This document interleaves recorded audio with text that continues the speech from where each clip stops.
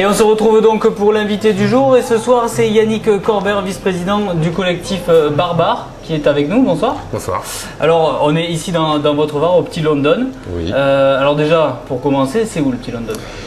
Toulouse, donc 7 bis rubriqués du côté de la Logra. D'accord. Alors justement, le festival Barbare a lieu aussi dans votre bar, bien entendu, et c'est à partir de demain, je crois? Oui, c'est à partir de demain, à 13 bars à Toulouse et 105 petits lieux en France. D'accord. Alors pour nous expliquer un petit peu, qu'est-ce que c'est ce festival? Festival pluridisciplinaire, donc diffusion de spectacles vivants dans des petits lieux à économie privée.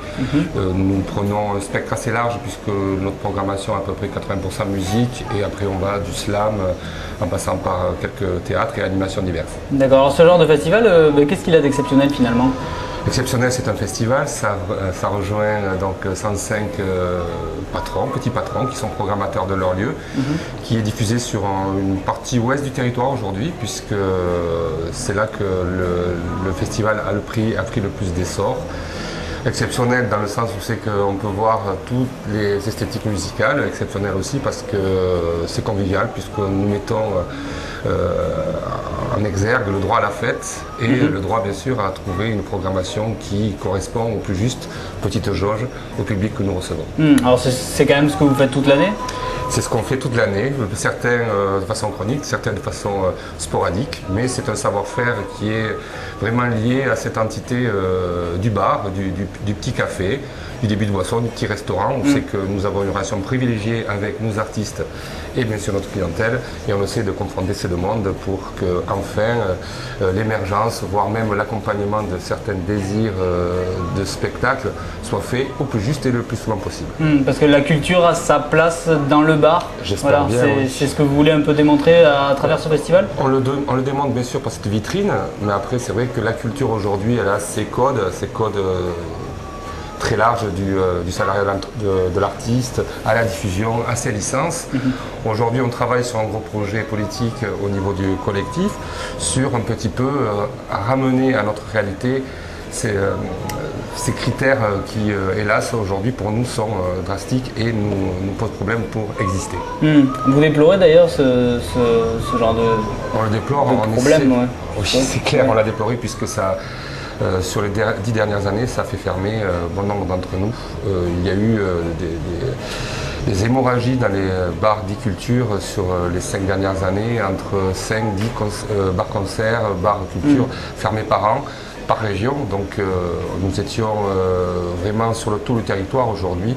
On est vraiment bien centralisé, peut-être même les derniers, c'est pour ça qu'on essaie de sauver la profession. Alors ça a été créé en 1999 je crois? À Nantes, oui. Ouais. Le collectif, ce collectif-là, avec cette forme-là, a été créé par 5-6 bars nantais, qui avaient à peu près la même réflexion que tous les bars français, mais ils ont réussi, grand bien leur en face, puisque aujourd'hui c'est un collectif national, à se fédérer et malgré tout, malgré les pressions, à rester ensemble et à continuer une activité de spectacle vivant dans leur lieu. Ouais, alors ça vous permet justement d'avoir un peu plus de pression et de faire un peu mieux entendre votre voix ou toujours pas finalement? Oui, bien sûr, il faut être unis, l'union fait la force. Aujourd'hui, nous sommes identifiés comme des partenaires pour faire suivre les infos, nos infos et faire enfin finir le dialogue de sourds entre un voisin, une requête qui peut être tout à fait disproportionnée par rapport à l'activité.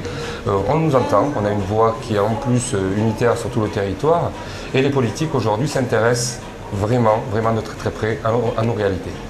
Alors justement, ces politiques, c'est qui exactement? C'est-à-dire qu'on va toucher directement au plus haut niveau ou est-ce que les municipalités ont leur mot à dire, les régions, les départements? C'est à qui il faut s'adresser? Il y a une architecture qui est bien définie, ça s'appelle la plateforme des cafés culture, qui en son sein à plusieurs entités.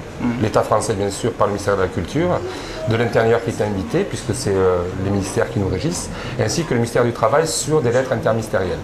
Il y a aussi donc le syndicat des musiciens professionnels, la STAM-CGT, notre collectif et des territoires. Aujourd'hui les territoires qui sont déjà dans la plateforme sont la région Aquitaine et Pays de Loire et la ville de Nantes. Par donc demande express au niveau de la plateforme des cafés culture. Aujourd'hui, la ville de Toulouse s'est positionnée comme volontaire pour entrer dans cette plateforme. Nicole Belloubet donc, a envoyé un courrier dans ce sens pour entrer sur cette plateforme, qui sera certainement accepté puisque le réseau local et Midi-Pyrénées des cultures barbares est un des réseaux les plus actifs. Alors techniquement, plus techniquement maintenant, il est où le problème finalement d'avoir de la culture dans son bar ou de faire venir des artistes? Le problème technique est où? Les deux gros problèmes techniques sont le droit du travail et les nuisances occasionnées par le spectacle vivant. Puisque nous avons une esthétique majeure qui est le concert de musique amplifiée, musique actuelle, déjà ce point-là, et que nous espérons et nous faisons en sorte que ce genre de manifestation ne soit plus considéré comme une nuisance sonore, mais quand même vraiment une expression culturelle à part entière. Avec, bien sûr, des négociations. Là, on est vraiment sur le chantier. Oui, puis en ce qui concerne les nuisances sonores, chacun peut le régler à son niveau, je suppose. C'est-à-dire qu'insonoriser un lieu, chacun peut arriver à apporter des solutions. Aujourd'hui, depuis 1998, connaissant donc les faiblesses de ces lieux, nous sommes assujettis à une isolation phonique par rapport aux tiers qui nous entourent. Mais aujourd'hui, il faut savoir que pour mettre un café aux normes comme celui-ci pour le spectacle vivant, dépasserait un investissement tout à fait logique ou rentable par rapport au spectacle, puisque le spectacle lui-même n'a pas un objet de rentabilité financière, c'est juste donc une production de spectacle occasionnel qui donne une plus-value bien sûr sur une cité au niveau de l'offre culturelle, mais n'est pas une source de revenus pour l'établissement. Vous ne faites pas payer l'entrée lorsque... La plupart du temps. C'est une économie mixte qui aujourd'hui cherche des codes pour éviter justement qu'on tombe sur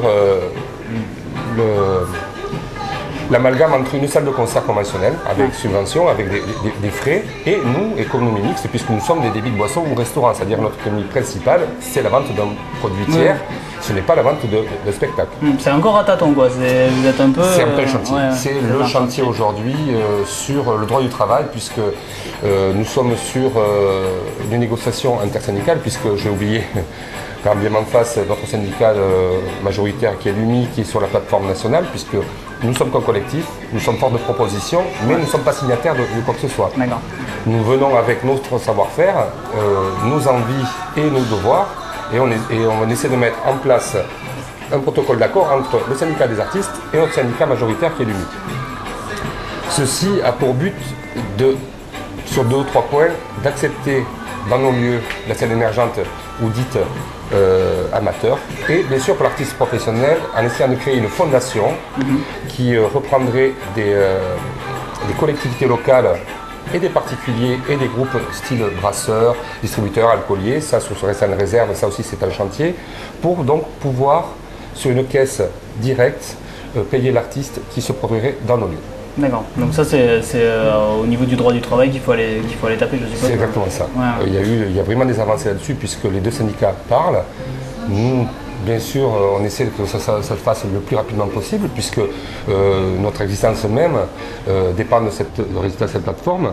Je pense que dans les 2 ans qui suivront ce festival, on aura vraiment des avancées, voire même donc des lettres interministérielles qui permettront d'avoir la possibilité de salarier des artistes professionnels chez nous sur système GUSO, sur système donc de déclaration préalable à l'embauche, un emploi artistique direct, et comme ça on pourra aujourd'hui aussi continuer à pousser la scène émergente, groupe amateur sortant de son garage ou de salle de répétition.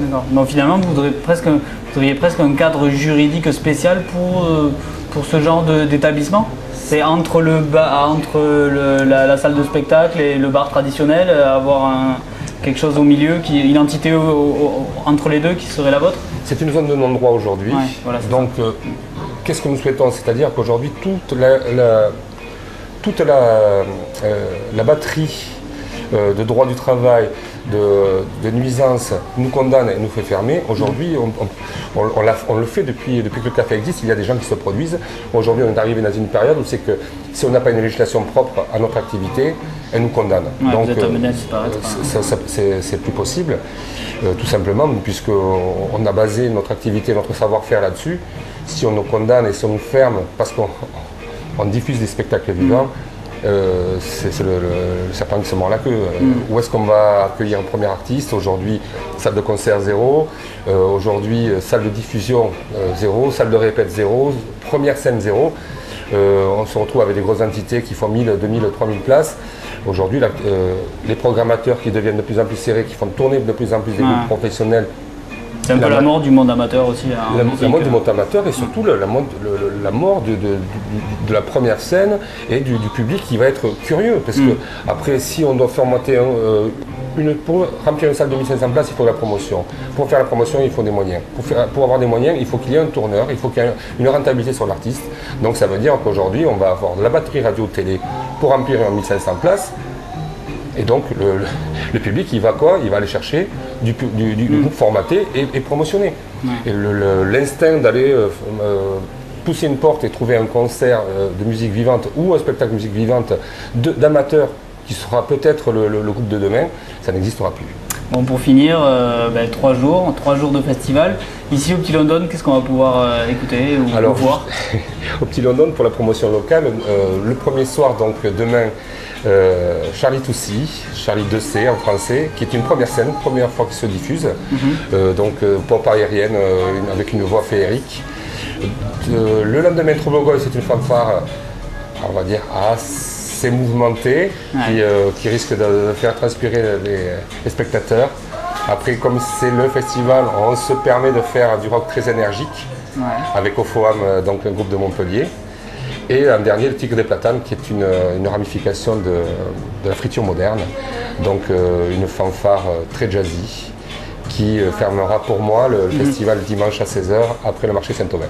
Très bien, bah écoutez, on vous remercie beaucoup en tout cas de nous avoir accueillis ici. Merci à vous. Et puis à vous, on vous conseille de venir donc dès demain soir pour le concert de Charlie Toussy. De Charlie Toussy. Allez, on se retrouve quant à nous dès demain pour un nouvel invité du jour. Bonne soirée sur Toulouse Info.